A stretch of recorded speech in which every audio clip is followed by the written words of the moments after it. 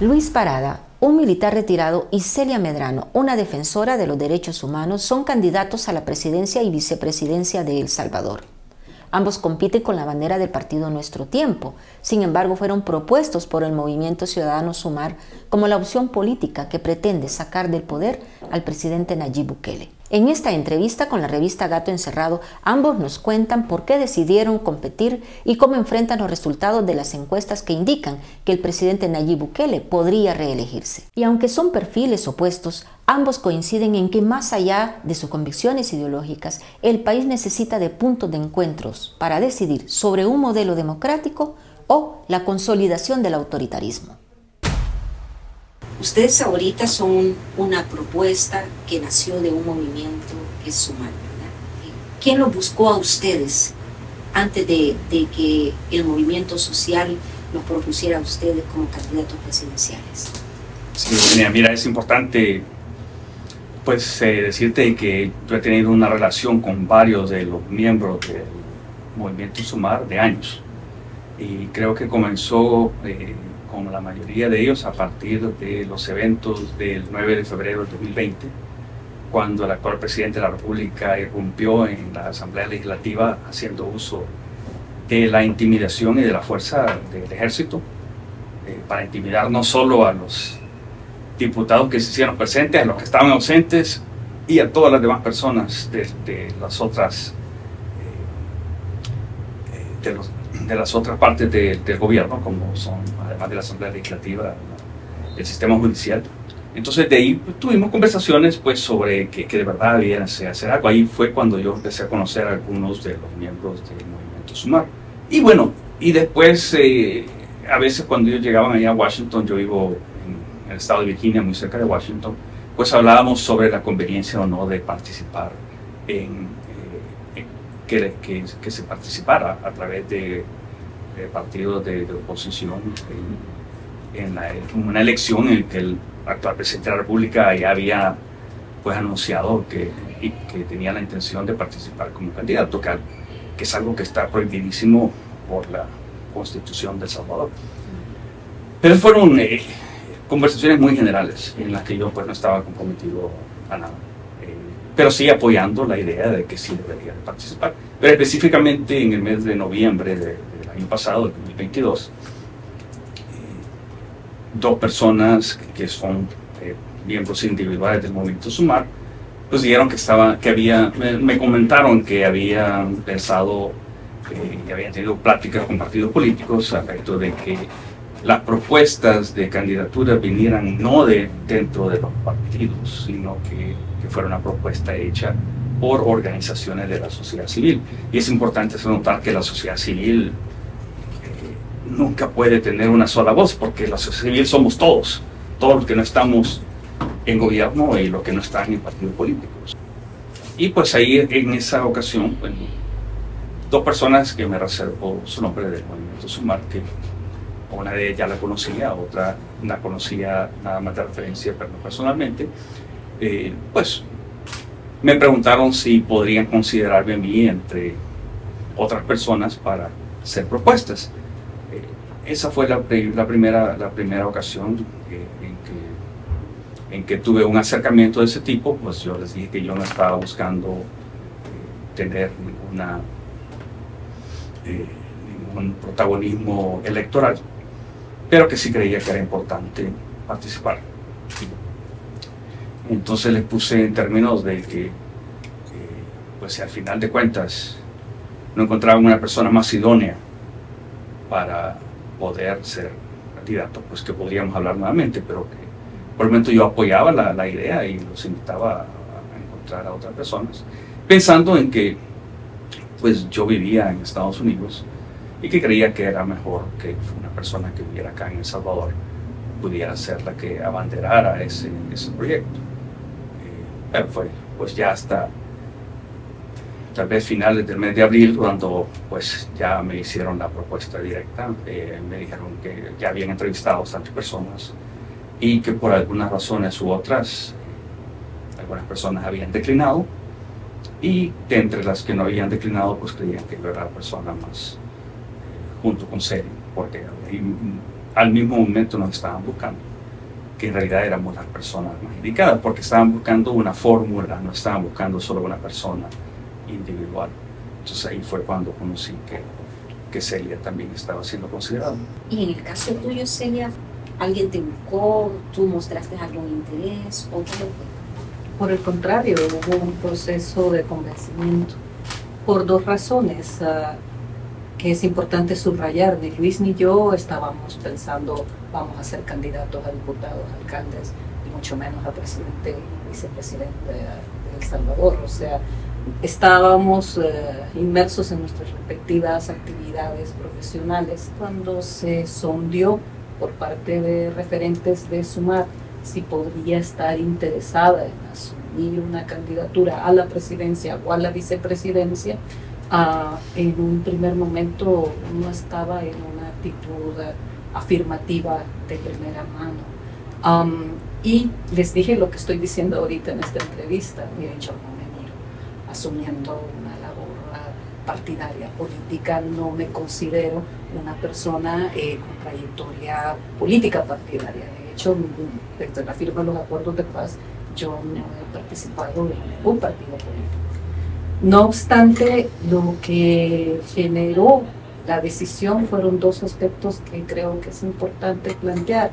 En primer lugar, las alianzas, las organizaciones, los mismos partidos políticos van y vienen.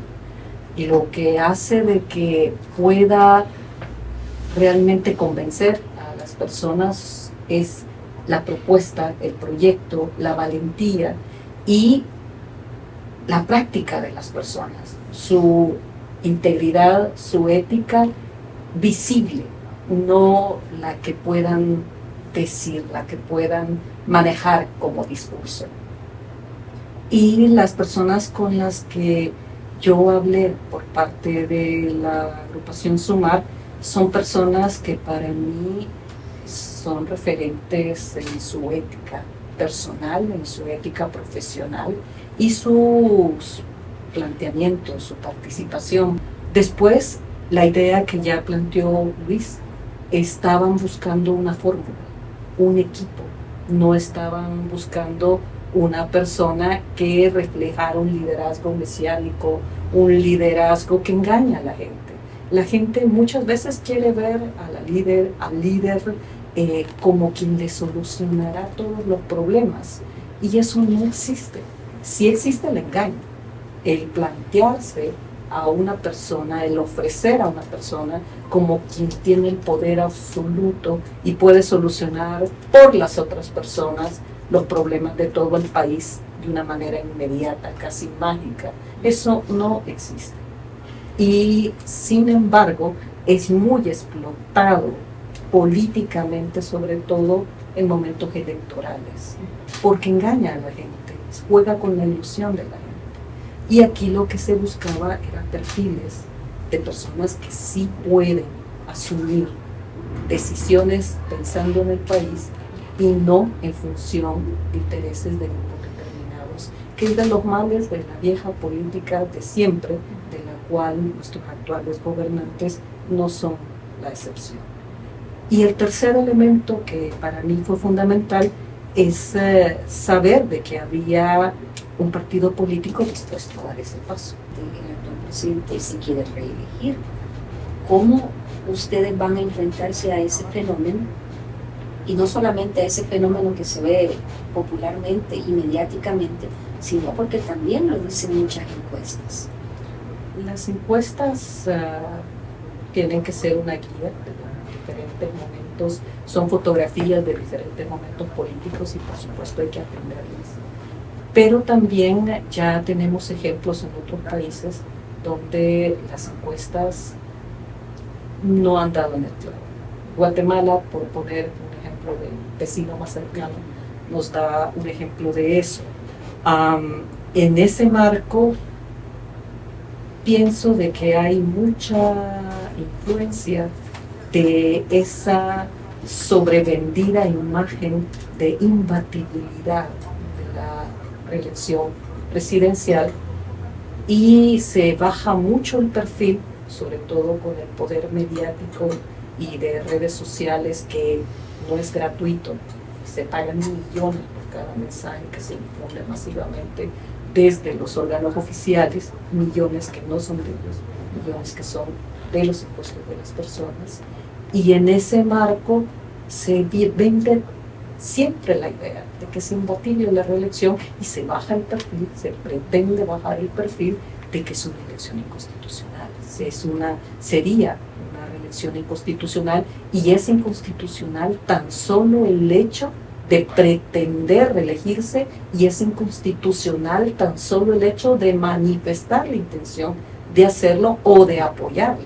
Partiendo de eso, creo que las personas, aunque no puedan muchas veces dimensionar adecuadamente la gravedad de una acción inconstitucional, sí saben distinguir muy bien que darle poder absoluto a quien ya casi tiene control y poder de toda la estructura institucional es un error.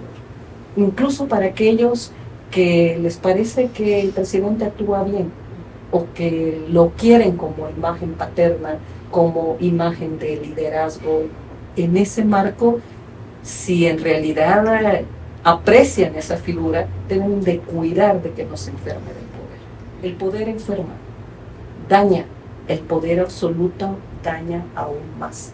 El control de poderes es fundamental, y la gente en ese sentido sí puede entender que más que darle el poder total absoluto a una persona que ha demostrado que no maneja de manera adecuada el control de poder y se ha hecho de poder tan solo por tener más poder, tener poder por el poder mismo, la gente en su sabiduría sí creo que puede tomar decisiones adecuadas de garantizarle controles a ese poder.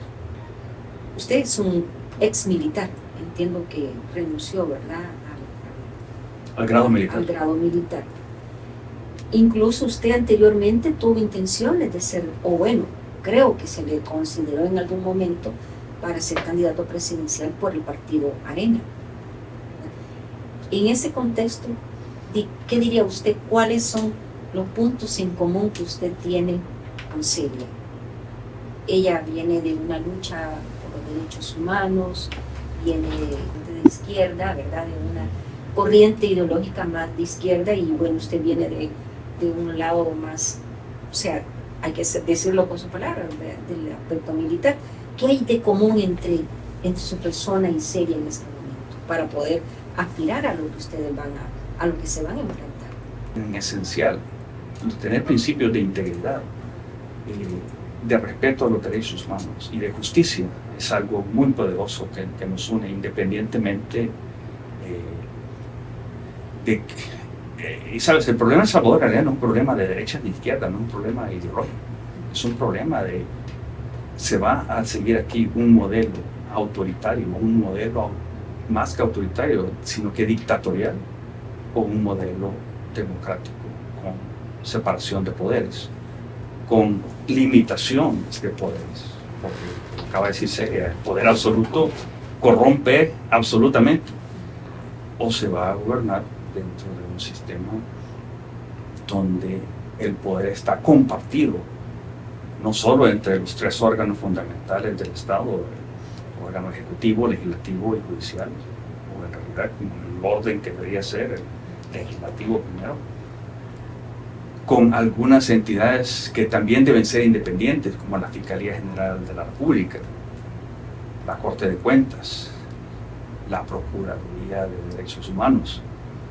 la misma Instituto de Transparencia, que ahora prácticamente ha desaparecido, excepto el nombre, porque sin transparencia no podemos saber si hay corrupción. Entonces, ese modelo de gobierno es algo bastante fuerte que nos une, la justicia, los principios y el modelo de gobierno. Yo pienso que nadie está renunciando a sus propias identidades, pero el país necesita en estos momentos quienes puedan asumir conducciones colectivas, más allá de sus convicciones ideológicas. Y en ese marco, el país exige en este momento la búsqueda de puntos de encuentro más que de los puntos que nos diferencian o nos pueden separar. Pienso que el país lo está exigiendo. Yo he hablado con muchos sectores con respecto a sus propias reivindicaciones, con respecto a sus propios puntos de vista sobre diversidad de temas, y hay algo que hemos coincidido con muchos de ellas, con muchos de ellos, en el punto de que si se consolida el autoritarismo en El Salvador, no importará cuáles sean nuestras diferencias entre nosotros mismos, nos estarán dañando, atacando, golpeando uno por uno, sin que haya una institucionalidad capaz de proteger los derechos de las personas, como ya estamos viviendo actualmente en el país. Partiendo de eso, nuestros puntos deben de ser de encuentro ante un momento coyuntural fundamental, que es evitar, frenar el avance y la consolidación del autoritarismo en El Salvador actualmente, o no hacer nada al respecto todavía con las reglas democráticas institucionales de las que podemos hacer uso aún. Creo que es la última oportunidad que tendremos como sociedad salvadoreña de poder, a través del voto, tener incidencia y decisión en cambiar el rumbo del país con respecto a su estilo de gobernanza, partiendo de que tiene que recuperarse la institucionalidad democrática, por supuesto mejorarla.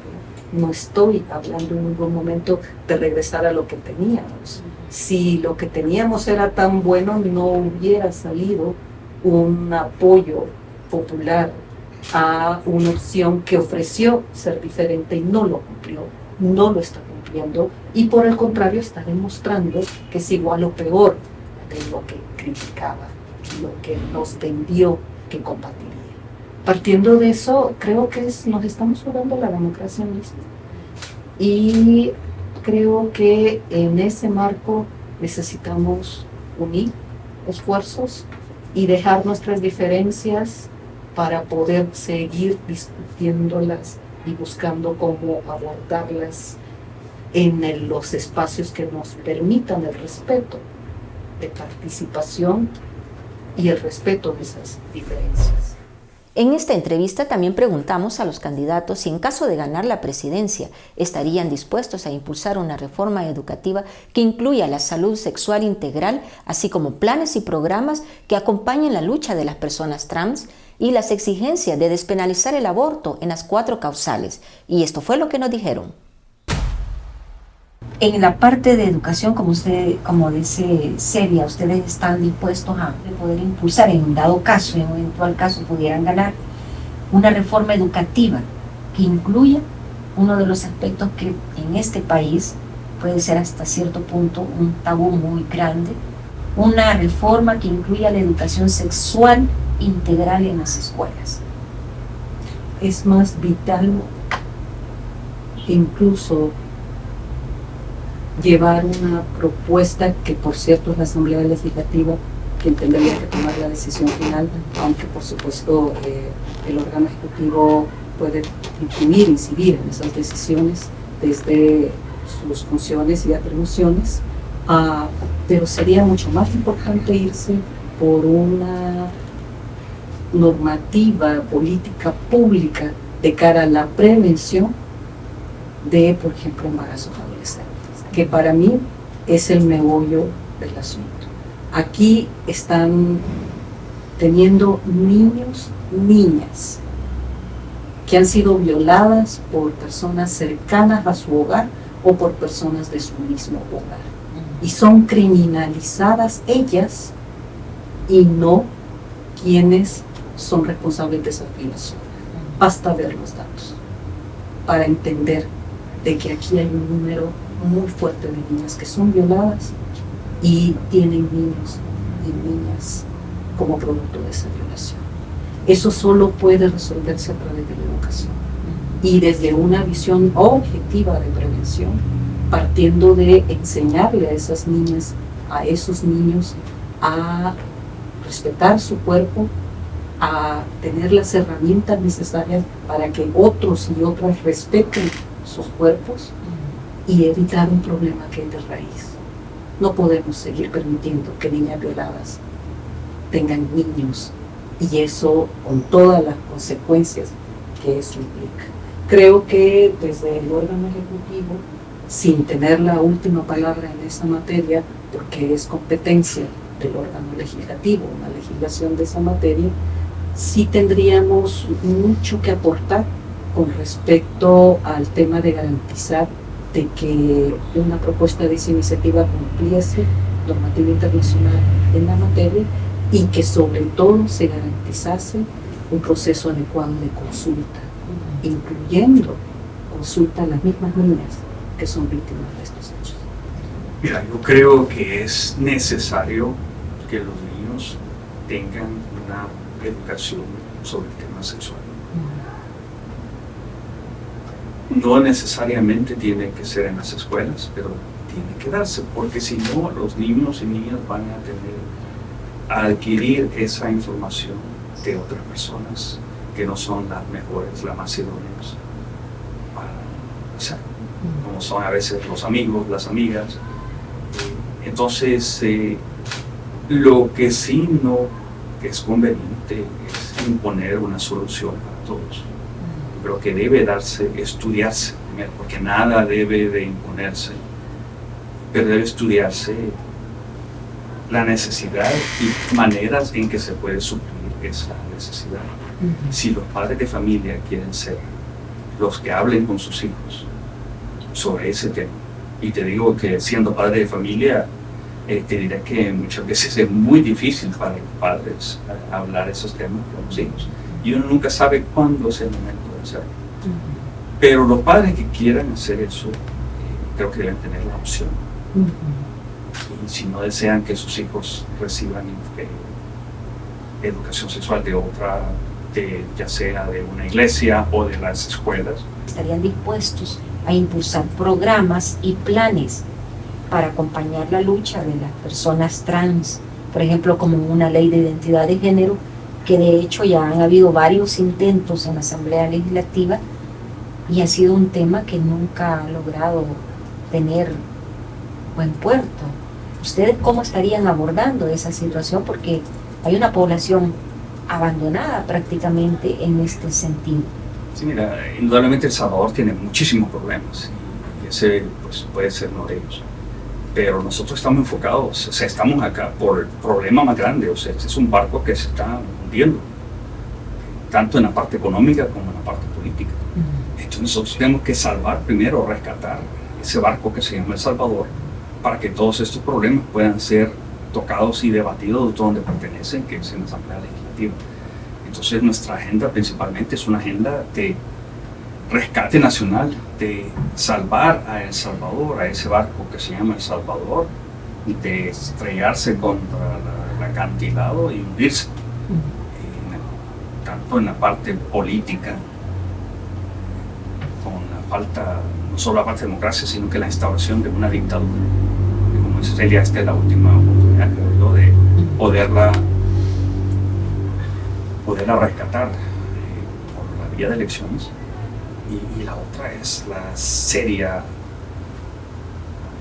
situación económica que están viendo todos los salvadoreños y salvadoreñas, causada en gran parte por la falta de una política económica, de crecimiento económico, de generación de empleos que existe ahorita. Esos son lo más urgente, porque si no tenemos un barco, de nada sirve si los asientos son, de estar discutiendo si los asientos del barco son azules o rojos, o sea, si nos vamos al fondo del mar, todos van a ser negros. Entonces ese es nuestro enfoque. Por lo tanto, los demás temas como el que mencionas, esos temas se verán después dentro de un contexto democrático, dentro de una asamblea legislativa donde haya pluralidad de pensamiento. En ese punto yo creo que hay que ser enfáticos de que un punto fundamental es el respeto a la diversidad y a la dignidad de todas las personas. Y en ese punto se incluye a la población LGTBIQ. un aspecto que también corresponde a la Asamblea Legislativa es precisamente la ley a la que se está haciendo referencia. No obstante, desde decisiones, desde decretos ejecutivos, desde políticas ejecutivas, puede garantizarse el derecho a la dignidad de las personas independientemente su identidad, independientemente su opinión política, independientemente su sexo, independientemente su situación económica. Y en el marco de la prioridad a la que hace referencia Luis, sí debe de garantizarse el impulso de política pública y de programas que garanticen equidad, el poder no reproducir un sistema que hace más pobres a los pobres. Y en ese marco, la población LGTBI, muchas personas LGTBI son mucho más vulnerables que otros sectores de la población por el hecho de que no es respetada su dignidad, por el hecho de que se le discrimina por su identidad. Y eso pasa en política pública también. Entonces, desde el Ejecutivo sí puede garantizarse política pública, programas específicos destinados a la garantía del derecho a la equidad, a ser tratados con equidad. Si estarían de acuerdo ustedes en acompañar las exigencias para despenalizar el aborto en las 4 causales.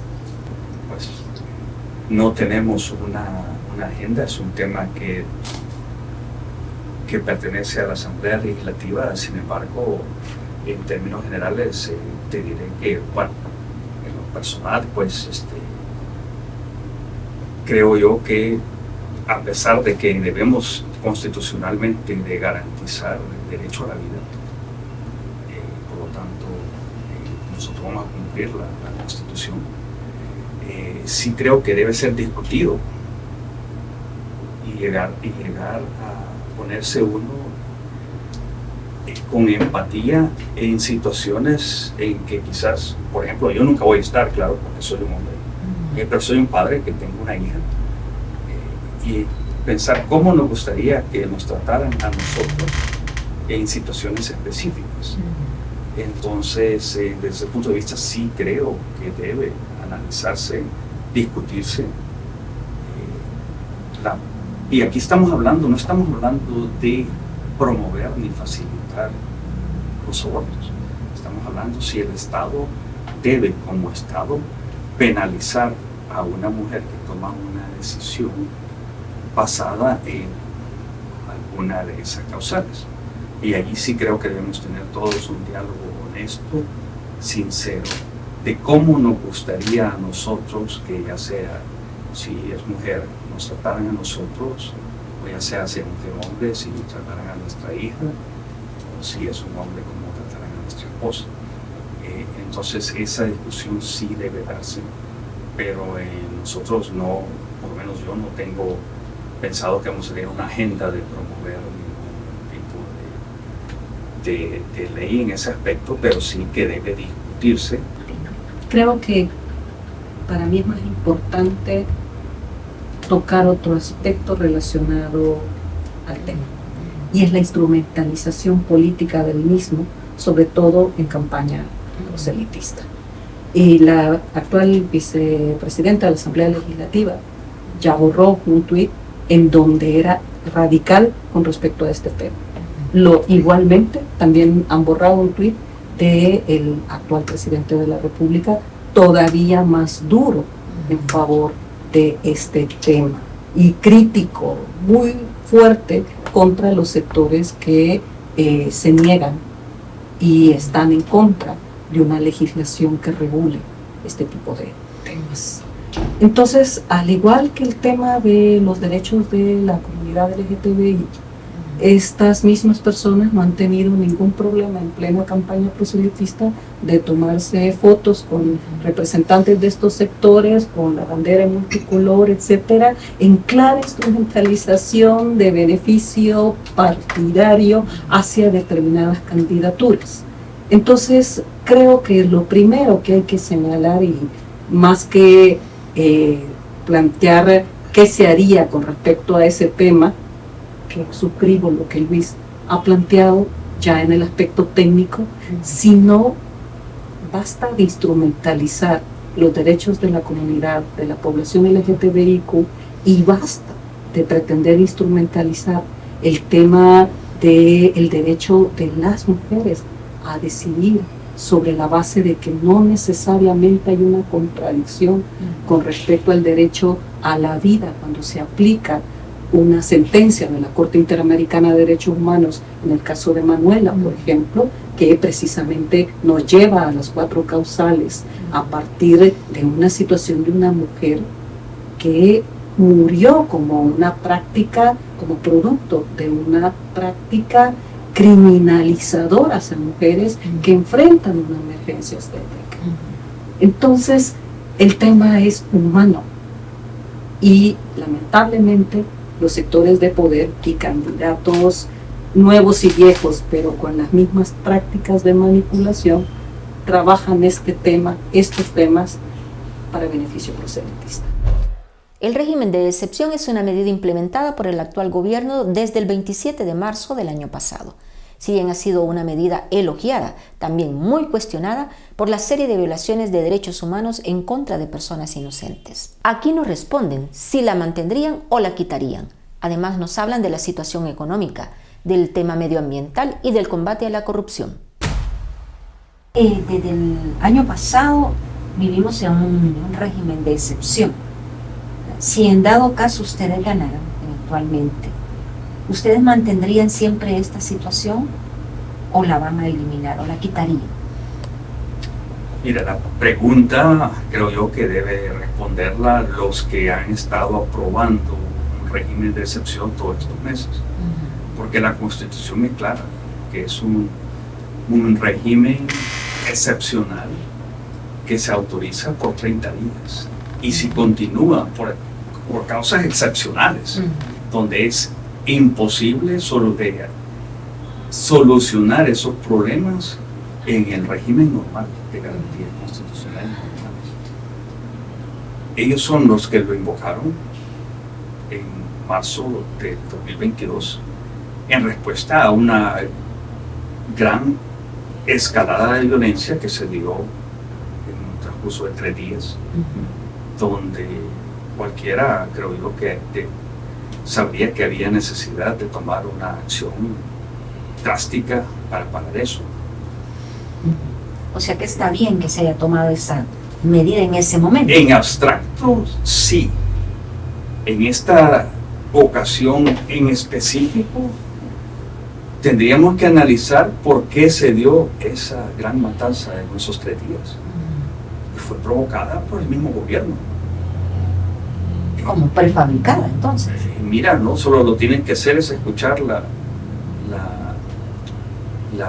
voz del mismo secretario, director de la Oficina de Reconstrucción del Tejido Social, Carlos Marroquín, donde se refiere a que iban líderes de la pandilla MS-13 a una reunión con funcionarios del gobierno, que a Carlos Marroquín, no le habían comunicado eso, sino que la coordinaron directamente con el ministro de Justicia. O sea, se iba a reunir como parte de un pacto con las pandillas que tuvo el gobierno actual, desde su primer día en el gobierno hasta por lo menos ese día a finales de marzo del año pasado. Se iban a reunir y creo que se reunieron y algo fue mal en esa reunión y capturaron en un vehículo del gobierno con un motorista del gobierno, capturaron a esos líderes pandilleros. Y en represalia a esas capturas, después de un ultimátum que le dieron al presidente de la República a través de Carlos Marroquín, vienen los pandilleros y abren la pálvora, como le dicen, y esa matazón. Entonces, sí es una situación grave y crítica, pero provocada por el mismo gobierno.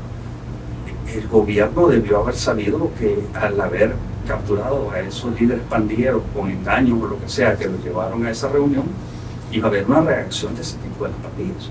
Entonces habría que examinar en qué circunstancias se dio esa reunión, esas capturas que provocó esos asesinatos.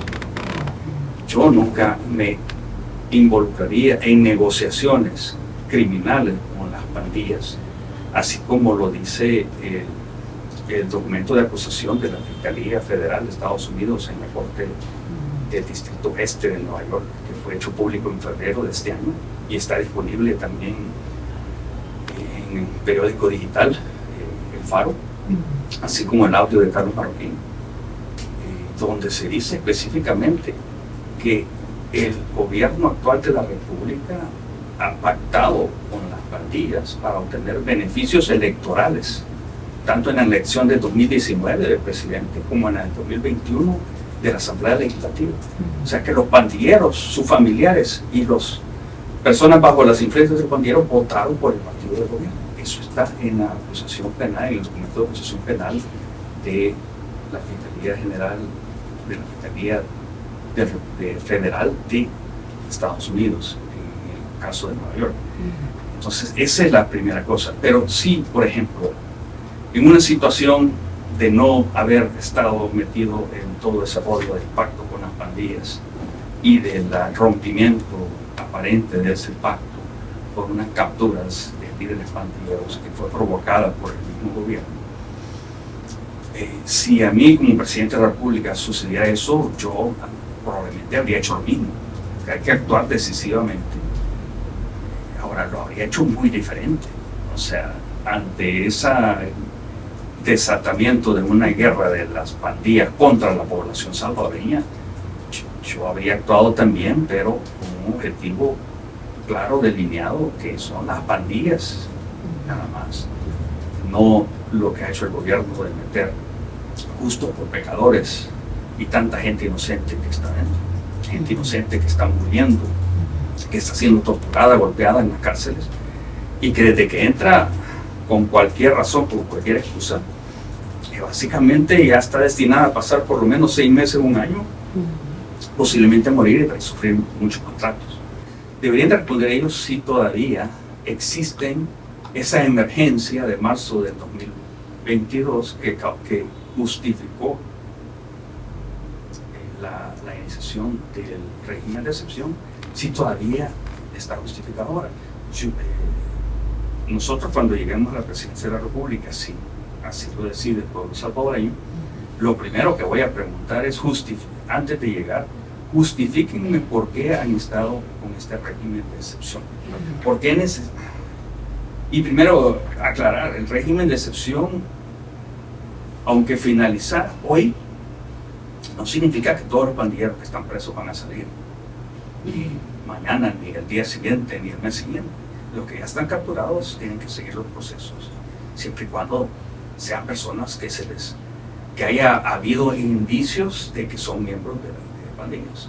Otra cosa, ¿para qué, por ejemplo, para qué necesita el gobierno tener una autorización a nivel nacional para intervenirnos las comunicaciones sin pedir una orden judicial a todos los ciudadanos por cualquier cosa, hasta opositores políticos?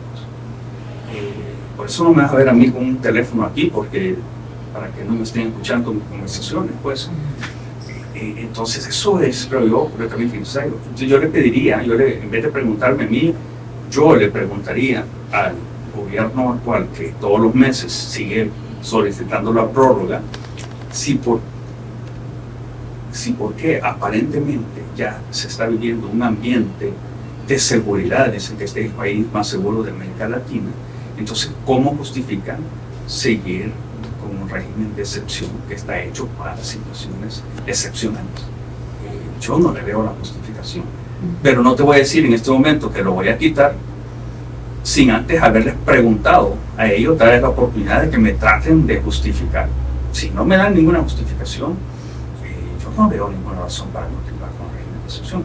Si el régimen de excepción no es la solución, es un régimen que se ha vuelto, como decía Celia, un mecanismo de chantaje, etcétera, ¿cuál sería la mejor medida de seguridad pública para combatir la criminalidad, la violencia, las pandillas que ustedes podrían llevar a cabo si en dado caso ustedes ganaran la presidencia? El enfrentar la violencia estructural, la violencia directa, la violencia cultural, son proyectos, programas a largo plazo.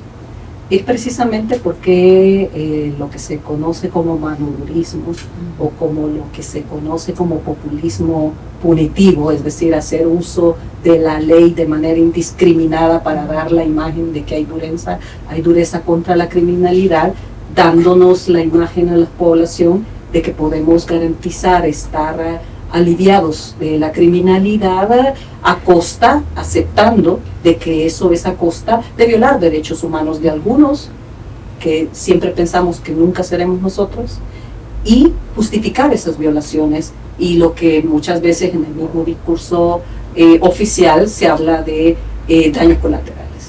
Partiendo de eso, es importante de que este tipo de medidas pueden ser populares, pero no son sostenibles, y sus efectos jamás son a largo plazo. A largo plazo se garantizan resultados a partir de planificación, a partir de política pública, a partir de la toma de decisiones basadas en evidencias y a partir de la garantía de una adecuada y correcta institucionalidad democrática. Mientras esos factores no estén operando de manera adecuada, cualquier resultado no es sostenible, por mucho que nos lo insista el discurso oficial. Es ahí donde tenemos que trabajar en las causas. Ahorita económicamente el país está viniendo abajo, de manera acelerada. El gobierno no tiene dinero y lo está sacando de nuestras pensiones, lo está sacando de los gastos de los salarios de los trabajadores públicos. Los trabajadores públicos reciben su salario 2 o 3 días después de determinadas dependencias porque no tienen dinero para pagarlas. Y están despidiendo una cantidad de gente o obligándolas a acogerse a retiros anticipados porque no tienen cómo pagarles.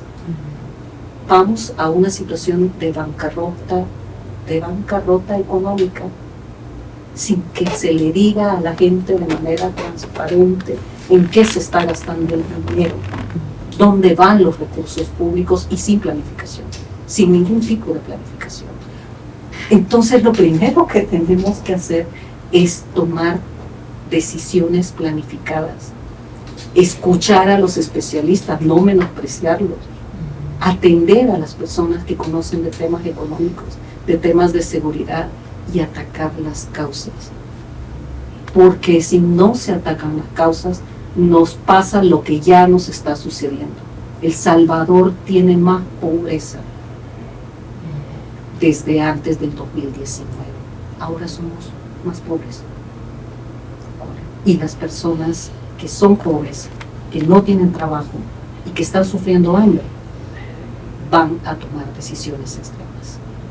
Y eso es una nueva ola de criminalidad que pudiera prevenirse si de manera responsable, planificada y de manera de una visión de país a largo plazo, y no pensando en el resultado inmediato político electoral de una reelección inconstitucional, podría evitarse.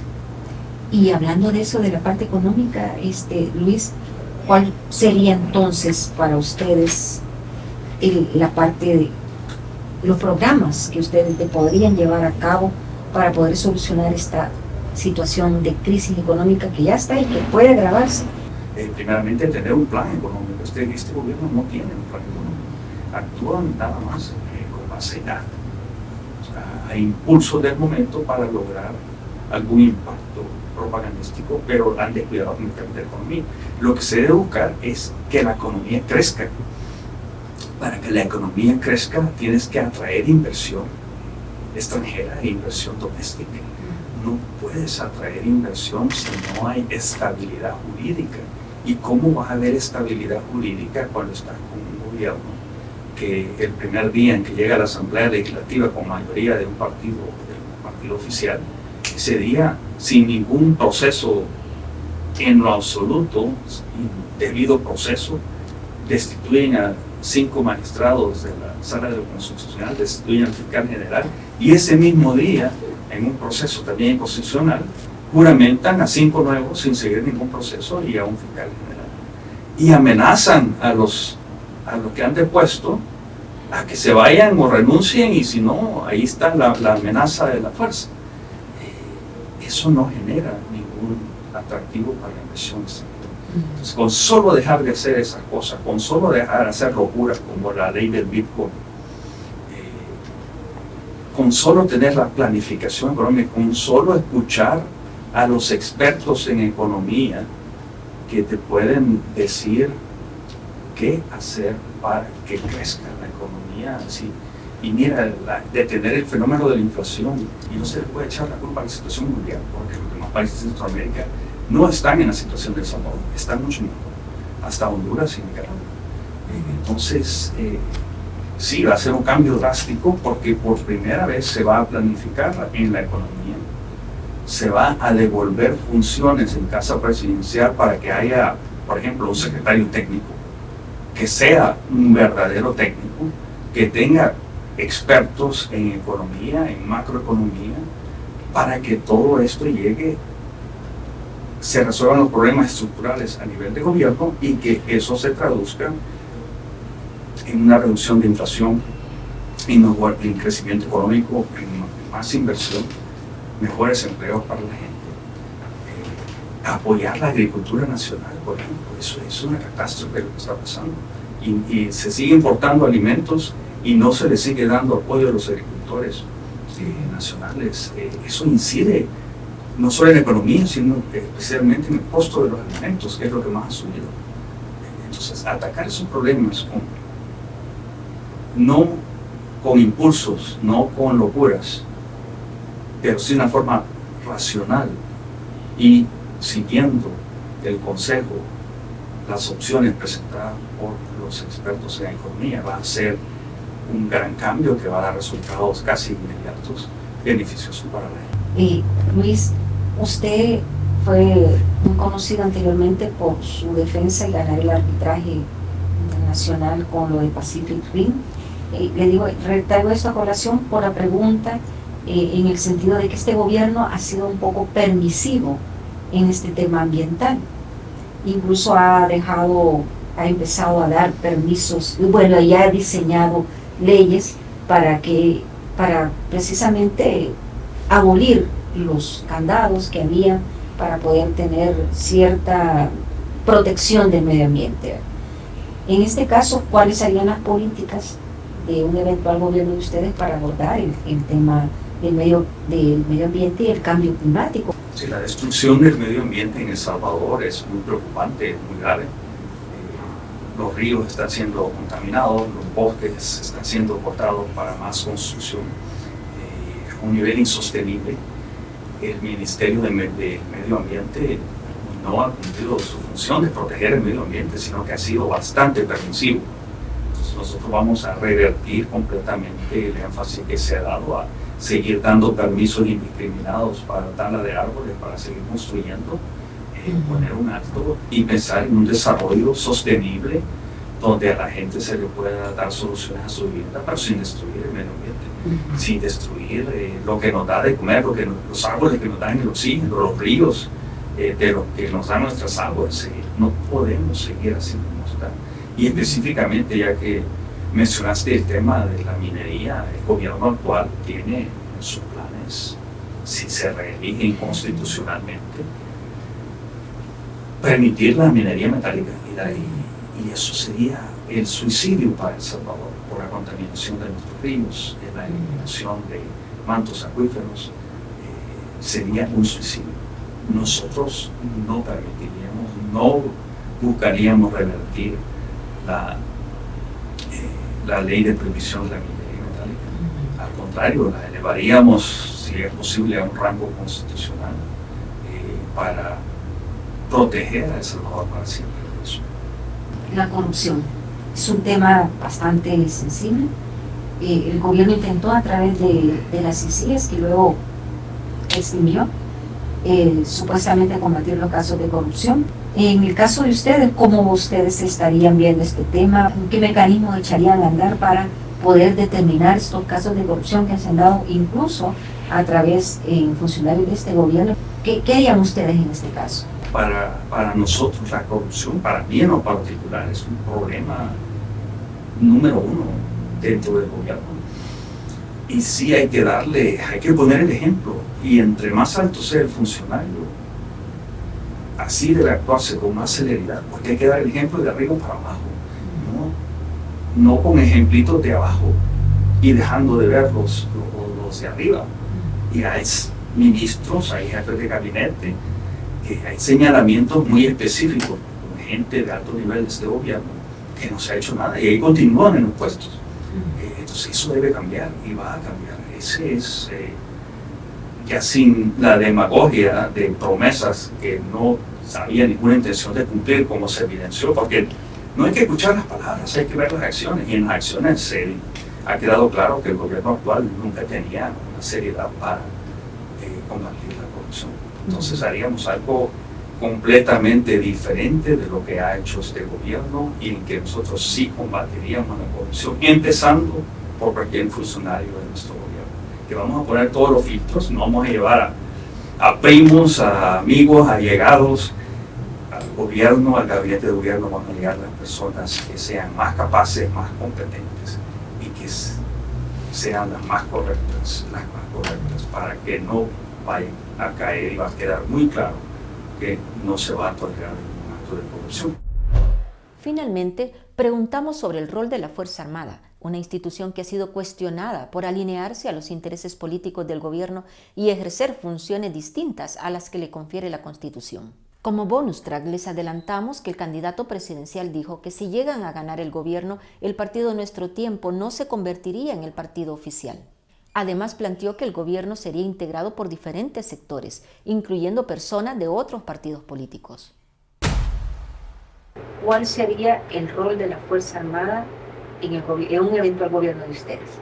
La misma Constitución lo plantea. Estamos hablando de una propuesta, de una fórmula presidencial que una de sus guías es el respeto a la Constitución de la República. Es un punto que la misma Constitución responde. La instrumentalización de la Fuerza Armada con motivaciones políticas para finalidades políticas no es otra cosa que la militarización de la política misma. Es algo que no debemos permitir. La Fuerza Armada tiene un rol que jugar y ese rol la Constitución se lo establece.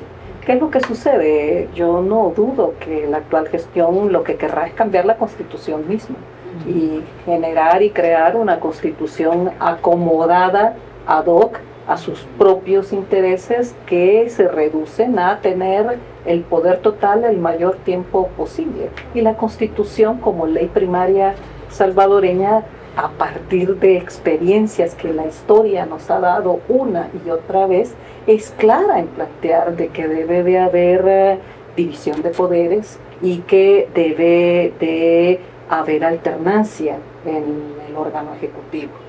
Por supuesto, si la Constitución me estorba y me dice la Constitución que la Fuerza Armada tiene un rol apolítico y por lo tanto la instrumentalización de la Fuerza Armada como instrumento de imposición de objetivos políticos de determinado grupo no es constitucional, lo que quieren es cambiar la Constitución misma. Y la Fuerza Armada debe de tomar decisiones desde el interior mismo.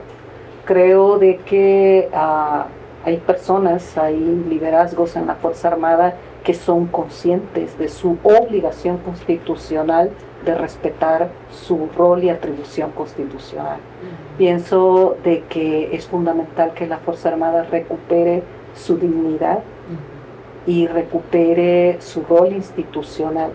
En el caso nuestro, la Fuerza Armada tiene un rol que la Constitución obliga, y para nosotros la Constitución es una guía inviolable. ¿Y estarían dispuestos a abrir los archivos militares de los Venezuela? Eso lo plantea diferente jurisprudencia de la misma Corte Suprema de Justicia y diferentes sentencias de diferentes casos del sistema interamericano de derechos humanos. Un Estado debe de obedecer una sentencia, lo que dicta una sentencia de un órgano supranacional como la Corte Interamericana de Derechos Humanos, que es aceptada por el Estado salvadoreño con respecto a sus competencias y la vincularidad de sus sentencias. Lo que tendríamos que hacer es cumplir, en función del cumplimiento de la Convención Americana de Derechos Humanos, lo que dictan sentencias de la Corte Interamericana en la materia, que pasa por la obligatoriedad dictada por un órgano supranacional de abrir los archivos militares y ponerlos a disposición de las víctimas mismas. ¿Y cuál sería el rol, en este caso, Luis, del organismo de inteligencia del Estado, ¿no?, dentro del gobierno de Luis y de Celia? Bueno, lo primero que te diría es cuál no sería el papel del organismo de inteligencia del Estado, y no sería andar haciendo espionaje político, andar haciendo espionaje a opositores políticos del gobierno, de ninguna forma. Nada más es en función, así como la Fuerza Armada tiene su misión, también el organismo de inteligencia del Estado tiene su misión de salvaguardar la seguridad nacional a través de la inteligencia de El Salvador y coordinar a todos los demás organismos de inteligencia del Estado, como pues son los militares, policiales, y el que pueda tener el servicio diplomático, que en realidad ignoro si lo tiene o no, pero en función de la seguridad nacional del país, pero no andar espiando a opositores políticos. Eso no es la función del organismo de inteligencia del Estado.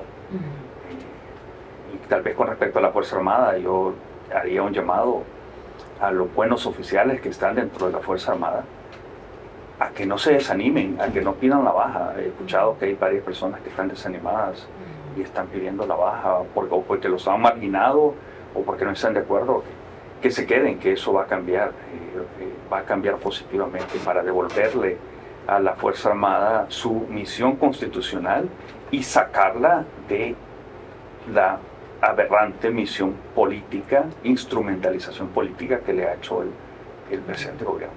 ¿Cuál va a ser el rol que va a jugar el Partido Nuestro Tiempo si ustedes llegaran a ganar como fórmula presidencial en el gobierno? Primero, en una pregunta anterior, tú te referiste a una situación hipotética en que nosotros seamos la fórmula que resulte llegar a la presidencia de la República, pero que tengamos a una asamblea legislativa controlada por el partido actual oficial del gobierno. O sea, mira, si se da la correlación de fuerzas de que nosotros electoralmente lleguemos a la presidencia de la República, estoy seguro que también va a haber un cambio bastante significativo en la composición de la Asamblea Legislativa futura. Y no solo con el Partido Nuestro Tiempo, hay varios partidos de la oposición democrática que tienen buenas propuestas legislativas. Entonces nosotros llegaríamos a gobernar en un ambiente que, claro, se respetaría la completa independencia de los órganos del Estado y no llegaríamos a tratar de imponer nada, llegaríamos a razonar y a hacer planteamientos donde lograríamos consensos con las suficientes fuerzas políticas para lograr mayoría. Ahora, el Partido Nuestro Tiempo, en cual nos hemos afiliado, tiene la función de llevar estas candidaturas, pero no se convertiría en un partido oficial. O sea, no, el gobierno sería un gobierno amplio, donde hayan diferentes sectores, incluyendo personas de otros partidos políticos democráticos. No sería ni exclusivamente ni mayoritariamente personas de nuestro tiempo, sino que las personas más idóneas, más capaces, técnicas en su área. No vamos a tener a hackers de computación como viceministro de Agricultura, por ejemplo. O sea, gente que no sabe nada de agricultura, del ministro de Agricultura. Está hablándome de que sería una alianza partidaria.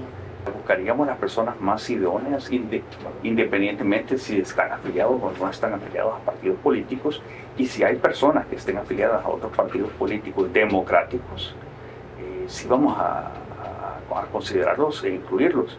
Ahora, será muy difícil poder incluir a cualquier persona que haya participado en un partido político que esté apoyando una reelección inconstitucional, porque ellos automáticamente están perdiendo sus derechos ciudadanos. Entonces, o sea, no vamos a poner de ministro, ministra, viceministro a personas que han apoyado una reelección inconstitucional, porque ellos no tendrían derechos ciudadanos como para ejercer cargos de ese tipo. El partido en nuestro tiempo estamos caminando juntos este proceso, son excelentes personas, pero no va a ser un partido de gobierno, ellos no están funcionando, ellos no tienen esa mentalidad tampoco, o sea, no va a ser así como antes, que eran gobierno de este partido, no, es un gobierno de los salvadoreños y para los salvadoreños, para todos. ¿Cómo van a financiar la campaña política? A financiar, pues con las contribuciones que podamos obtener de las personas que deseen ahorita a través del partido Nuestro Tiempo. Pueden ingresar cualquier persona al sitio de internet, al sitio web del partido Nuestro Tiempo, y ahí están las instrucciones de cómo poder contribuir, pero de tener financistas grandes, no hay ninguno. Ninguno. Así. Las contribuciones van a ser de personas normales, así, personas que puedan contribuir lo que puedan contribuir, porque en este momento pues, no estamos tratando o obteniendo financiamiento de ningún grupo de poder del país. Ni del movimiento Sumar, que lo buscó tampoco. No, es que el movimiento Sumar no es un participante político, o sea, ellos son un movimiento de sociedad civil que estaban interesados en colaborar con los partidos políticos para presentar opciones a el gobierno actual y a una intento de reelección inconstitucional, pero ellos no son un movimiento político, por lo tanto no los veo yo como contribuyentes financieros a un proyecto político.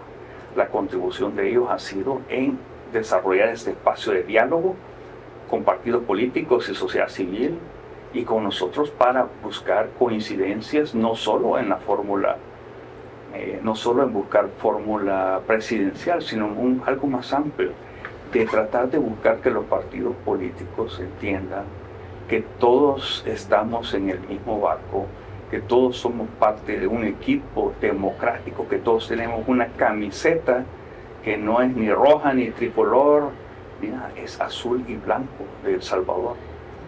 Eso ha sido la función fundamental de los integrantes del movimiento Sumar. Así que yo no lo veo que como movimiento social vayan a ser contribuyentes financieros a un proyecto político.